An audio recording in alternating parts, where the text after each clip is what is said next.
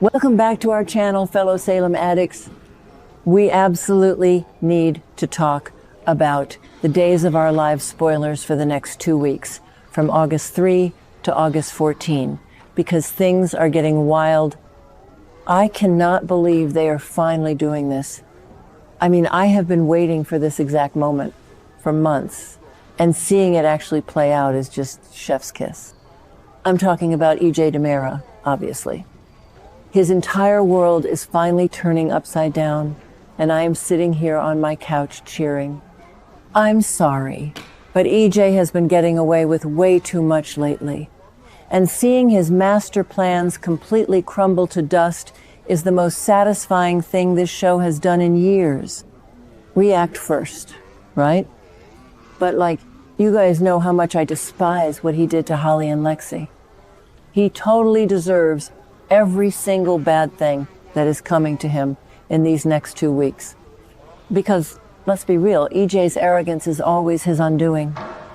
He actually thought he could just haul Kristen away, switch her with Lexi, and play God with people's lives without any consequences.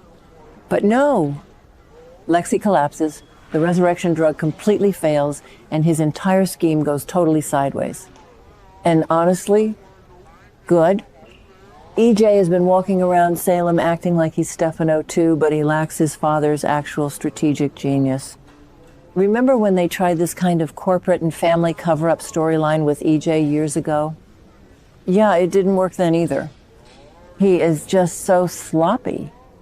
And now, not only is his plan ruined, but Kristen has escaped, kidnapped Susan Banks, and is literally running around town in a Susan disguise to poison Rachel's mind against him. I mean, it is brilliant soap opera camp, and EJ is completely blind to it. Plus, Rafe is gearing up to take him down once and for all.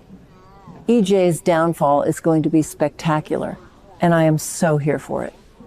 Wait, I'm getting ahead of myself, because we desperately need to talk about the absolute train wreck that is Sarah and Brady. Am I the only one who is physically cringing every time these two share a scene? In the upcoming episodes between August 3rd and the 14th, Brady is going to look Sarah right in the eyes and tell her that he loves her. And she says it back. I literally screamed no at my screen. I know some people are loving this pairing because they bonded over taking down EJ's drug scandal. But personally, I am not buying it for a single second. It is so painfully obvious that Sarah is just using Brady as a safe distraction because she is absolutely terrified of her true feelings.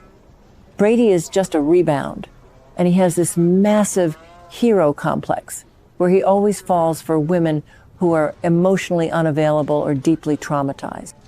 It's like his toxic trait, because we all know exactly who Sarah really loves. It's Xander. It has always been Xander. Deep down, Xander completely owns her heart, and no amount of fake declarations of love with Brady is going to change that. Especially not after Philip purposely trapped Sarah and Xander in a room together. I kind of love Philip for playing Cupid here, even if it's super manipulative. Being locked in that confined space with Xander is exactly what Sarah needed to force her to confront her lingering feelings.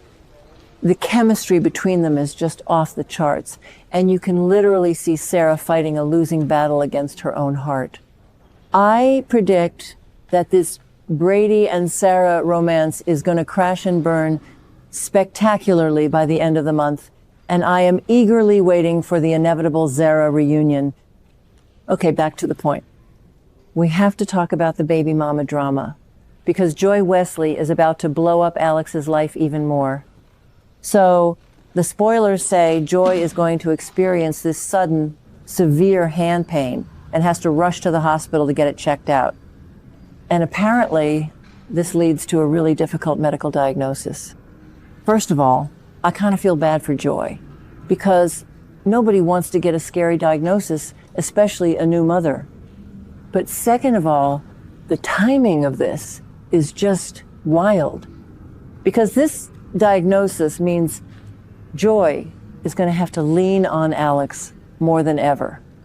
She is going to need his help with baby Kelsey, and Alex, being the guy he is with his massive abandonment issues, is going to step up and play super dad. And what does this mean for Stephanie? Oh my God. Stephanie is going to completely lose her mind. I've been watching since 2015, and I have never seen Stephanie this unhinged. She already has severe PTSD. She already pulled a gun and got arrested, and now her husband is going to be spending 24/7 playing house with his baby mama because Joy has a medical crisis. Stephanie's marriage is completely over. There is zero coming back from this. Alex is going to be so fiercely protective of Joy and Kelsey that he won't even realize he's pushing his own wife out the door. Actually, maybe Stephanie wants out at this point. I sometimes contradict myself on this because one minute I hate how Joy manipulated the situation with the custody papers Belle is drawing up. And the next minute I'm like, well, Stephanie is a walking liability right now. It's just a gigantic mess, and I am definitely dreading the emotional fallout, but I also can't look away. Speaking of gigantic messes, can we please talk about Javi and Leo? Because apparently Javi is going to finally confess that he is still completely in love with Leo Stark. I can't with these two. Gus and Javi were already falling apart, and Gus was totally reaching his breaking point over Leo's constant presence. So I guess the breakup is finally happening. But Javi confessing his love right now, when Leo is literally halfway across the world in Alemania trying to save his ex-husband Dimitri's other ex-wife Gwen, it is so chaotic. Javi has to be out of his mind to want to tie himself to Leo's toxic drama. I mean, think about what Leo's doing right now.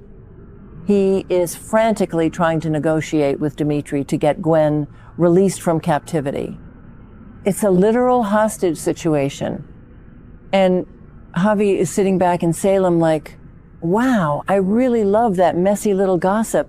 It makes no sense, but kind of love them together because it's so entertaining. Javi is just so grounded and normal, and Leo is a walking hurricane. And the spoilers say they might finally get on the same page about their future together once Leo gets back from this Alemania nightmare. I just hope Javi knows what he is signing up for, because being with Leo means you are constantly going to be dodging flying debris from his past mistakes. I give it 3 months before Leo does something incredibly selfish and ruins it again, but hey, I am going to enjoy the ride while it lasts. And finally, I need to take a deep breath and talk about something that actually made me tear up reading these spoilers. Julie Williams is going to kiss Foster. A real, actual kiss. She is finally taking a step forward in the dating world after losing Doug. I am getting emotional just typing this. Doug and Julie are the ultimate soap opera super couple. They are the absolute blueprint for romance on this show. Watching Julie struggle with her survivor's guilt and her immense grief has been one of the most heartbreaking things this show has ever done. Remember a few weeks ago when she pulled back from kissing Foster because it just felt too soon? Yeah, that destroyed me. I was sobbing on my couch. But seeing her finally allow herself to feel something, to let Foster in, is just beautiful. Foster has been so incredibly patient and polite with her. He knows he isn't replacing Doug. Nobody could ever replace Doug Williams, and Foster respects that completely. But he is offering her companionship and warmth in her twilight years, and I think that is exactly what she needs right now. I am so relieved that the writers are treating this storyline with the respect and the pacing it deserves. It doesn't feel rushed at all. It feels earned. I know some fans are probably mad that she's kissing another man, but Julie deserves to be happy. She has given so much to her family and to Salem, and seeing her smile again is everything I wanted for her character. So yeah, the next 2 weeks are going to be an absolute roller coaster. Between EJ's entire empire collapsing around him, Sarah lying to herself about Brady while Xander is right there, Joy's medical crisis destroying Alex and Stephanie's marriage, Javi declaring his love for a man who is currently in a hostage negotiation, and Julie finally finding a spark of joy again. I am exhausted just thinking about it. But this is exactly why we watch, right? The drama is top tier right now, and I am strapped in for the ride. Let me know what you guys think about all this in the comments, because I desperately need to know if I'm the only one losing my mind over these storylines. Catch you all next time.